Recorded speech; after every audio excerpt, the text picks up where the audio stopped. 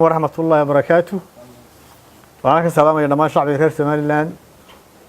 meel kasta ay joogaan waxaan shirkan kooban u qabanayaa maanta inaan u bayaamiyo mowqifka xisbiga shacbiga reer Soomaaliland iyo dhammaan daneeyaasha doorashooyinka Soomaaliland 27 July 2019 waxay shacbiga reer Soomaaliland u ahayd maalin farxadeed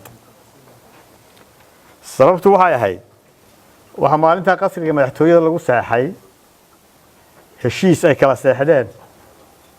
axsaabta qaranka iyo madaxweynaha jamhuuriyadda Soomaaliland heshiiskaas oo ay ku dhexdhexaadiyeen beesha caalamku nuxurka heshiisku wuxuu ahaa in la soo afjaro murankii komishanka iyo arrimaha doorashada ee socday muddo sanad iyo badh waxaana heshiisku ahaa in la dhiso komishan cusub lana bedelo komishankii hore baarlamaankana la geeyo mooshin ka dhigaya komishanka xubnihiisa 9 xubnood shacbiga waxa gashay rajo weyn iyo nayaayir in murankii komishanku dhamaaday lana qaaday dariiqii doorashooyinka ku qabsoomayeen ase yeeshee nasiib darro shacbigu wuxuu aad uga dheregsan yahay in muuse jidgooyo u galay mooshinkii sidoo awalba caanka ku ahaa jidgooyooyinka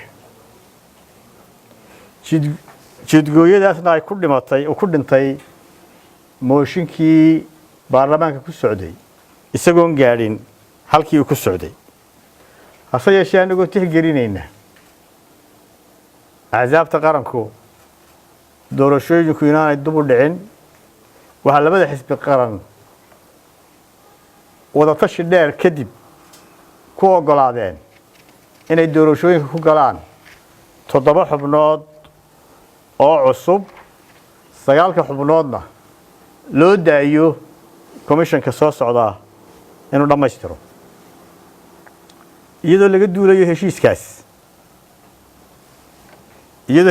laga duulayo waxa muuse u soo qoray axsaabta warqad 25 bishii 8aad iyo golaha guurtida warqadaas kaga codsanayo inay soo magacaabaan xubnihii komishanka cusub ee bedelayay komishanka muddaxileedkiisu dhamaanayo axsaabta qaranka ee wadani u celiyo golaha guurtidu iyagoo u hoggaansamaya heshiiskaas iyagoo tixgelinaya warqadda uu soo qoray muuse waxay soo magacaabeen xubno cusub golaha guurtida soo magacaabay 2 xubnood oo cusub xisbiga wadani xubin cusub u soo magacaabay xisbiga oo cidna xubin cusub u soo magacaabay mar labaad nasiib darro isagoo jabinaya heshiiskii uu saxay muuse waxa uu soo magacaabay xubin kamida xubnihii muranku ka taagnaa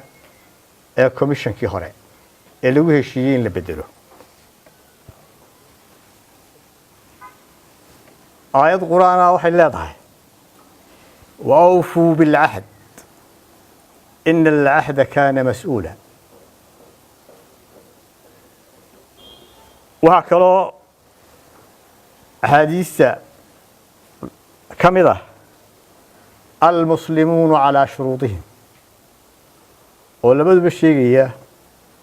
إن ضدك مسلم كي مركي وحوض قرآن وهشيس كاسي هي متقبلية مسلم كيسكده قالوا waxay kontaraaga u yaqaan waxa wax laba qof ku heshiiyaan heshiisku ama qoraal ha noqdo ama af ha noqdo saxaafaddu goobjoog bay ka ahayd heshiiskii markii la saxeeyay waxa kale oo muuse soo magacaabay xubin xisbigiisa ah oo aanay isku khilaafsanayn axsaabta qaranka shacbiga Somaliland iyo beesha caalamku inaanay ahayn xubin buuxinaysa shuruudihii uu tilmaamay xeerka number 20/2001 xubintaasoo si joogta uga soo muuqata TV-yada qaranka iyo TV-yada madaxa bannaanba iyada oo fulinaysa ama u ololeynaysa ama u hadlaysa ama difaacaysa xisbiga kulmiye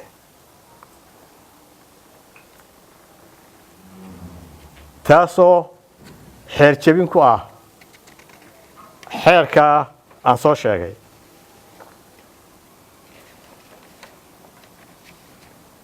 xisbiyada wadani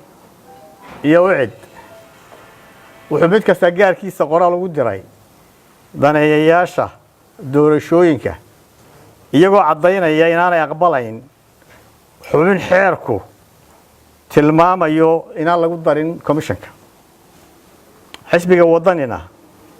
inaanu mar labaad aqbalaynin in xubin komishankii hore ah mar labaad loo soo magacaabo komishanka cusub walaalayaal waxaan u sheegayaa shacbiga reer Somaliland in beesha caalamku oo aad u danaynaysa in doorashooyinka noo qabsoomaan ay isku dayeen inay baajiyaan in khilaaf cusub oo abuurmo waxay u tageen Muuse way la hadleen waxay kala hadleen xubnaha khilaafsan heshiiska ama sharciga hase yeeshee waxay shalay galab kala noqdeen gacmo madhan Muuse taas oo dib inoogu celinaysa murankii aynu u qaadanay inaynu xalilay arrintaas oo warwar weyn ku abuuraysa shacbiga reer Somaliland ee horumarka dalkooda iyo nabadiisa jecel iyo saaxiibada aan ku leenahay beesha caalamka ee jecel hirgelinta hanaanka dimuqraadiyadda Somaliland tacabka badanna geliyay xaqiijinteeda waxayna abuuraysaa sawir foolxun oo wiiqaya magaca wanaagsan aynu ku leenahay geeska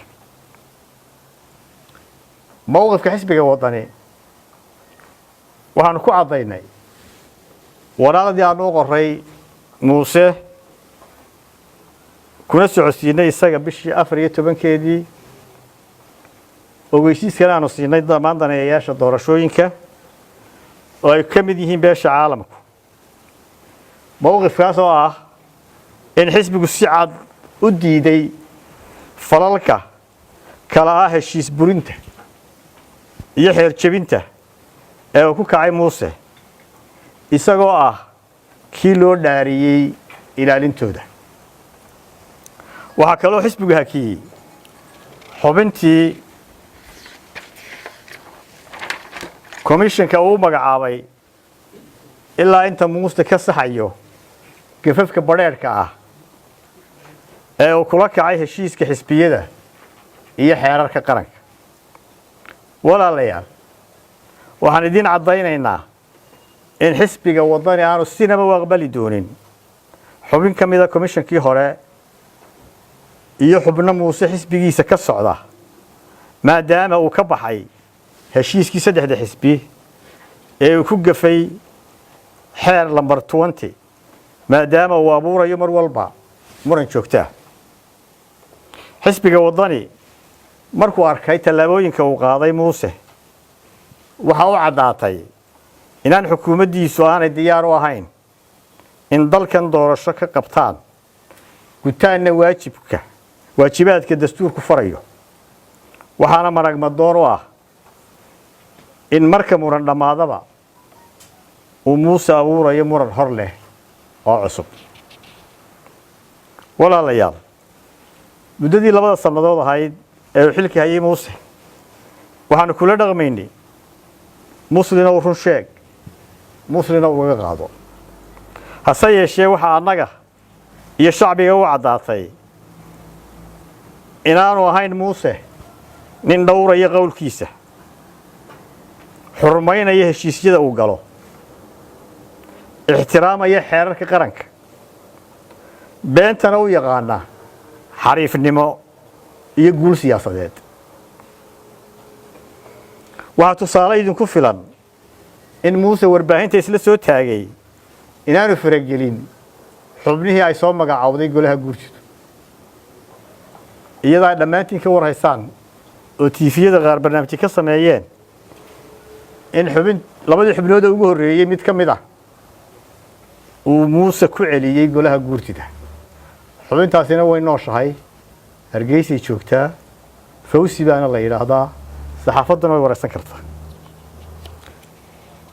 madaxweynuhu wuxuu u bareeray inuu shacbigiisa been cad u sheego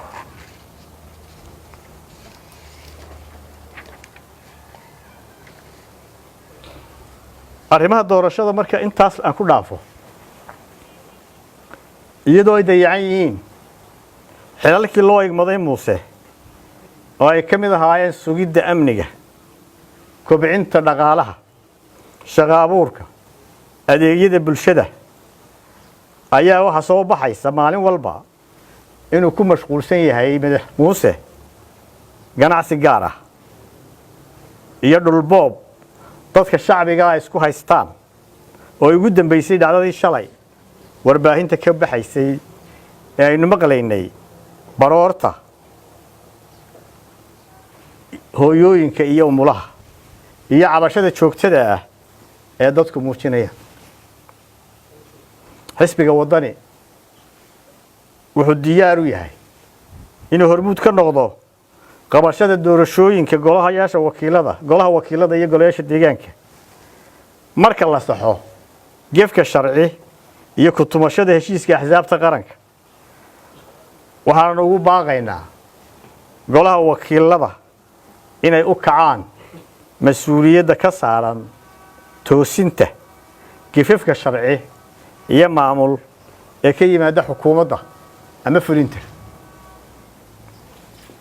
muuse waxaan u sheegaynaa